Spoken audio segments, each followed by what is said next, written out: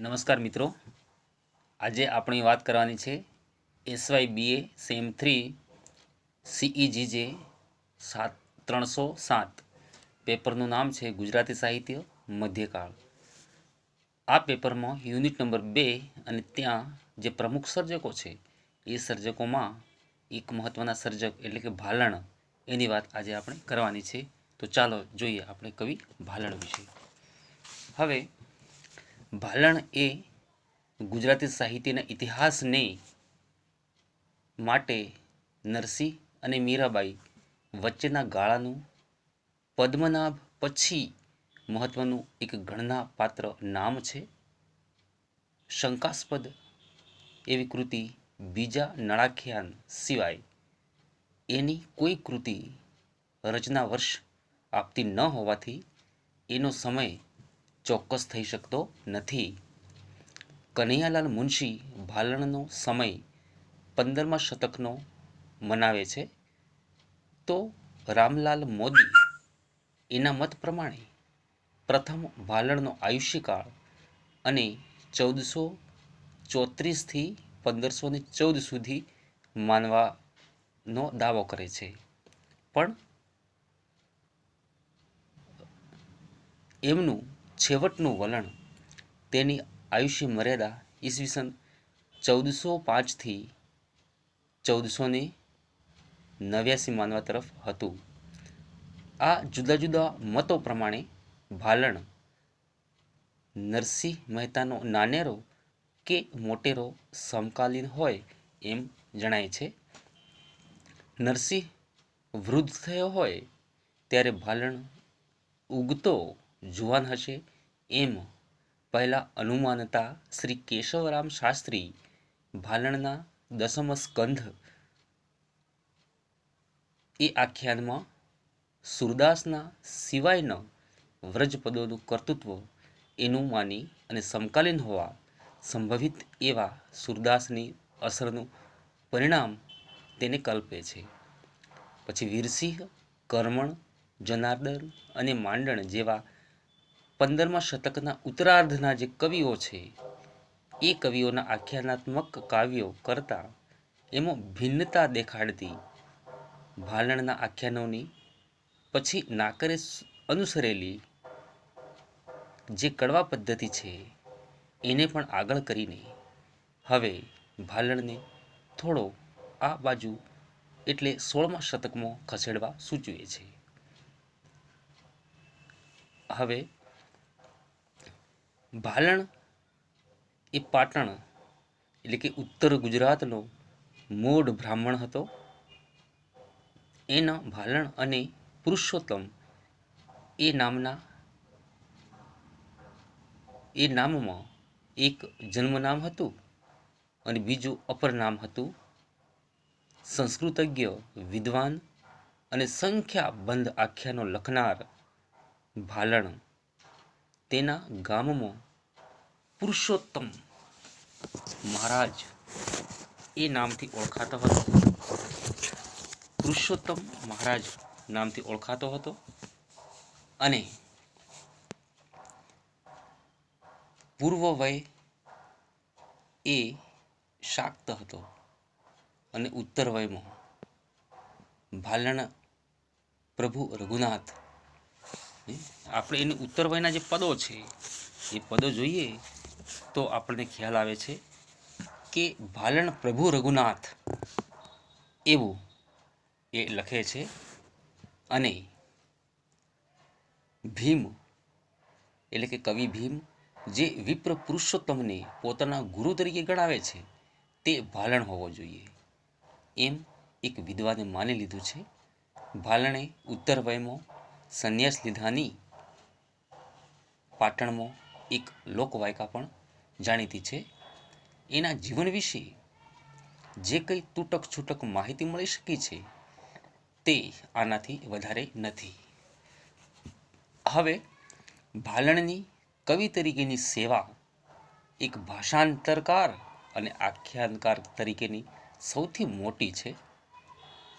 ભાલણે સપ્તશતી, મૃગી આખ્યાન, નળાખ્યાન, દુર્વાસા આખ્યાન, કૃષ્ણ વૃષ્ટિ, રામ વિવાહ, રામ બાલચરિત, ધ્રુવાખ્યાન, દસમ સ્કંધ અને જાલંધર આખ્યાન જેવી ઉત્તમ કોટીની આખ્યાન રચનાઓ આપી છે અને બાણભટ્ટની કાદંબરીની ગદ્ય કથામાં કવિતામાં સારાનુવાદ કર્યો છે. અનુક્રમે મૃગી આખ્યાન અને કાદંબરીની સંસ્કૃત કઠિન તે કોણ પ્રી છે, સાંભળવા કરે મન, અને મુગ્ધ રસિક સાંભળવા ઈચ્છી પણ એ પ્રીછી નવી જાય, એ પંક્તિઓ બતાવે છે. તેમ સંસ્કૃત ન જાણનારા લોકોને માટે તેણે સંસ્કૃતમાંથી ગુજરાતીમાં ભાષાંતર કર્યું છે અને આખ્યાનો રચ્યા છે.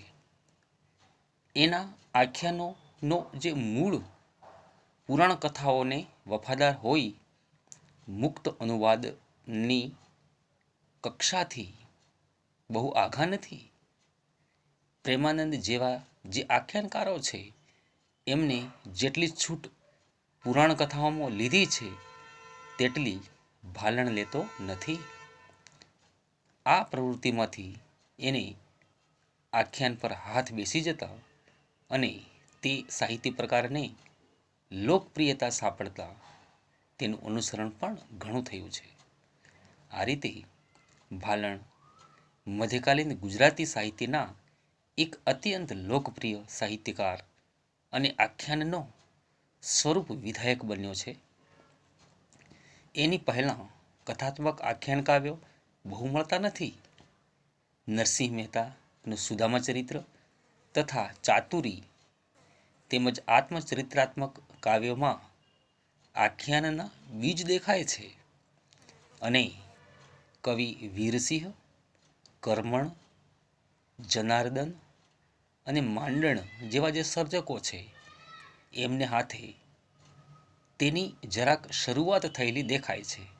પણ કડવાબદ્ધ આખ્યાન પદ્ધતિનો કદાચ પહેલો પ્રયોગકાર અને પુરસ્કર્તા કવિ ભાલણ છે. પછી તો નાકર, વિષ્ણુદાસ, પ્રેમાનંદ આદિ એણે જ પાડી આપેલ કેડીએ ચાલ્યા છે. આ જોતો ભાલણને આખ્યાનનો પિતા કહેવામાં આવ્યો છે તે એકંદરે જોતા અયોગ્ય નથી જ. ભાલણે તેની 16 જેટલીક કૃતિઓમાં તેના કવિત્વની સારી છાપ પાડી છે અને એમાં દસમ સ્કંધ, રામ બાલચરિત, નળાખ્યાન, કૃષ્ણ વૃષ્ટિ, કાદંબરીને ગણાવી શકાય. તેનો દસમ સ્કંધ એ બહુધા પદોમાં છે, પણ પદોમાંથી કવિ કડવામાં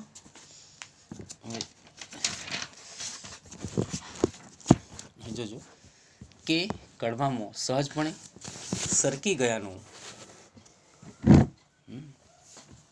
સંક્રાંતિ વ્યાપાર પણ એમાં જોવા મળે છે. એમોના તેમ રામબાલચરિતના પદો નરસિંહના પદ પ્રવાહને આગળ લઈ જનારા પદકવિ તરીકે પણ ભાલણને યશ અપાવે તેમ છે. હિંચ અને હમચીમાં ગાઈ શકાતા, ગરબી કહી શકાય એવા પદ નરસિંહ મહેતા પછી ભાલણ આપણને આપે છે. દસમ સ્કંધનો જે ઉત્તમાંશ તેમાંના શ્રી કૃષ્ણના અવતારી બાલચરિતના પદો છે, જેમાં શ્રી કૃષ્ણની શિશુલીલાના સ્વભાવોક્તિ અને કવિની વાત્સલ્ય રસથી સિદ્ધિ દાખવતા મનોહર ચિત્રો એમને આપ્યા છે. એમાં કેટલાક પદો વ્રજ ભાષામાં છે, જેમાંના કેટલાક તેમાં પાછળથી બીજાના ઉમેરેલા હોય એમ પણ લાગે છે, પણ કેટલાક ભાલણના પોતાના છે. ભાલણના એવા પદોમાં સુરદાસ જેવા વ્રજ ભાષાના કવિના પદો સાથે ભાવ અને ભાષાનું ઠીક સામ્ય દેખાય છે. ઈસવીસન 1529 સુધીમાં વલ્લભાચાર્યો ગુજરાતમાં 4 વખત આવી ગયા હતા. તે ગાળામાં